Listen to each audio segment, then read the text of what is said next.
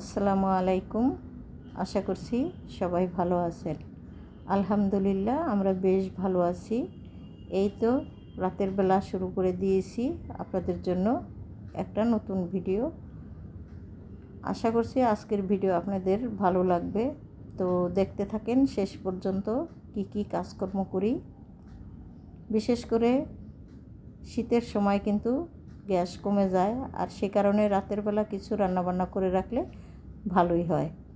সেই হিসাবে আমি আজকে একটা সবজি রান্না করে রাখবো, যাতে করে পরের দিন সকালবেলা শুধু নাস্তা তৈরি করে নিলেই যেন সবজি দিয়ে খেয়ে নেওয়া যায়। তবে আগে থেকে প্রিপারেশন নিয়ে রাখলে ভালো হয় যে আগামীকালকে আমি কি নাস্তা করব, সেই হিসেবেই কিন্তু কিছু রান্নাবান্না এগিয়ে রাখতে হয়। তো দেখতেই পাচ্ছেন এখানে কি কি সবজি কেটে নিলাম। শিম, আলু, বেগুন, সেই সাথে টমেটো। আর এই দিয়েই কিন্তু আমি একটা সবজি রান্না করে নিব। অত বেশি একটা সবজি না দিলেও হয়, আর যদি আপনার ঘরে আরও বেশি সবজি থাকে তাহলে আপনি আরও কিছু সবজি এখানে অ্যাড করে দিতে পারেন। তবে আমার কাছে ছিল, কিন্তু আমি আর কিছু দিব না, কেননা আমার কাছে শিম আর আলু দিয়ে একটা ভাজি করলেই কিন্তু দুর্দান্ত লাগে খেতে। তো যাই হোক, এখানে আমি কিন্তু চলে আসলাম পরের দিন সকালবেলা। সবজি তো রান্না করে নিয়েছিলাম রাতের বেলা, এখন চলে আসলাম ভোরে রুটি বানিয়ে নিতে। আগেই আমি মনে মনে ভেবেছিলাম যে পরের দিন সকালবেলা রুটি বানাবো আর সবজি দিয়ে খাবো। তাই তো আমি সবজি এবং রুটি এখন বানিয়ে নিলাম। আর বেশ কিছু রুটি কিন্তু আমার এখানে আগেই ভাজা হয়ে গেছে। কয়েকটা রুটি মাত্র আমি এখন আপনাদের সামনে ভেজে নিলাম। আর আগের যতগুলো রুটি ভাজা হয়েছে সেগুলো আমি ভাজিনি, আমাকে একজন হেল্প করেছে। যাই হোক, এখানে দেখতেই পাচ্ছেন শুধু সবজি দিয়ে কিন্তু সকালবেলার নাস্তাটা হবে না, সেই ভেবে আমি কিন্তু আবার একটু সুজিও রান্না করলাম। আর রাতের বেলা যখন সবজিটা রান্না করেছিলাম আমরা কিন্তু বেশি অর্ধেক সেখান থেকে খাওয়া মানে আমরা খেয়ে ফেলেছিলাম। যাই হোক, তো নাস্তা করে নিয়েছি। এখন প্লেট বাটিগুলো খুব সুন্দর করে ধুয়ে উপর করে রাখবো। তারপরে পানি যখন ঝরে যাবে তখনই কিন্তু আমি প্লেট বাটিগুলো আবার এখান থেকে সরিয়ে নেব।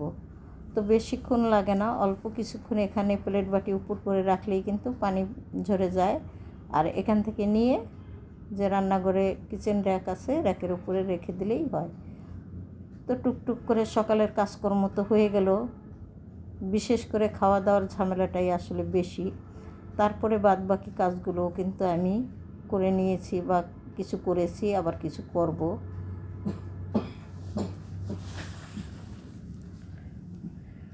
তো যাই হোক, এখানে আমি প্লেট বাটিগুলো আবার খুব সুন্দর করে কিচেন র্যাকের উপরে নিয়ে নিলাম।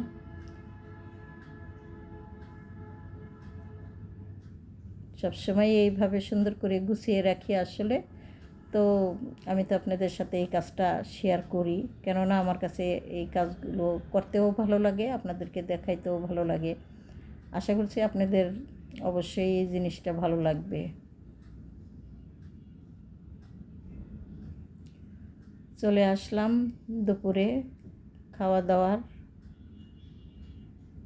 ব্যবস্থা করতে। তো কি কি করি দেখেন। প্রথমে দেখিয়ে দিলাম কিছু টুকটাক বাজার এনেছে। এখানে কি এনেছে দেখেন, একেবারে কাচকি মাছ, সেই সাথে এনেছে ইলিশ মাছ, আর এনেছে মিষ্টি কুমড়া, নতুন আলু। যাই হোক, এখন অত বেশি কিছু রান্না করব না, তবে আমি মাছগুলো কেটে খুব সুন্দর করে ফ্রিজে রেখে দেব। বক্সে করে রাখলে ভালো হয়, তবে আমার মনে হয় প্লাস্টিকে করে রাখলে ফ্রিজে অনেক মাছ মাংস বেশি ধরে। তো যাই হোক, এখানে কিন্তু আমি বেগুন ভাজা করে নিলাম। বিভিন্ন রকমের কাজ করতে গিয়ে আমার কিন্তু অনেকটা সময় একেবারে নষ্ট হয়ে গেছে। তো অত বেশি সময় আমার হাতে ছিল না, তাই তো এখানে আমি কিন্তু চটজলদি করে বেগুন ভাজা আর ছোটো মাছ রান্না করে নিলাম, যাতে দুপুরবেলাতে আমাদের খাওয়া দাওয়া হয়ে যায়। তারপরে রাতের বেলা কী করি না করি সেটা আবার তো অবশ্যই কিছু না কিছু করতে হবে। বেগুন ভাজা যেহেতু করেছি, তো নতুন ধনিয়া পাতা ভর্তা না করলে তো চলেই না, তো ভর্তাটাও করে নিলাম। তবে এই বছর অত বেশি একটা ধনিয়া পাতা ভর্তা কিন্তু খাওয়া হয়নি আমাদের, মাঝে মধ্যে 2-1 দিন খেয়েছি। পাশাপাশি একটু টমেটো সালাদ বানিয়ে নিলাম ভাত খাওয়ার জন্য। আর এই তো দেখতে পাচ্ছেন সম্পূর্ণ রান্না কিন্তু শেষ। চচ্চড়ি রান্নাটা কেমন হলো কমেন্টস করে জানাবেন। সবার জন্য ডাইনিংয়ে ভাত দিয়ে দিলাম, যে খাবে তো খাক, আর যার যখন খুশি সে সব তখনই খাক, কোনো অসুবিধা নেই।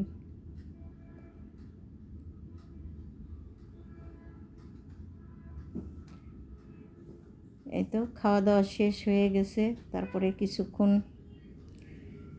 রেস্টও নিয়েছি। এরপরে ঘরবাড়ি মোটামুটিভাবে যে গুছগাছ করেছিলাম, তো এখন এসে আপনাদের সাথে একটু শেয়ারও করলাম। আর সেই সাথে দেখেন কতগুলো কাপড় চোপড় ধুয়ে রেখেছিলাম, তারও কিছু আপনাদের সাথে শেয়ার করলাম। তবে আরও কিছু কাপড় কিন্তু আমি বারান্দাতে সরিয়ে দিয়েছি, সেগুলো আপনাদের সাথে শেয়ার করিনি, বাদবাকি একটু পরের দিন শেয়ার করব। আজকে এই পর্যন্তই, সবাই ভালো থাকেন, আল্লাহ হাফেজ, আসসালামু আলাইকুম।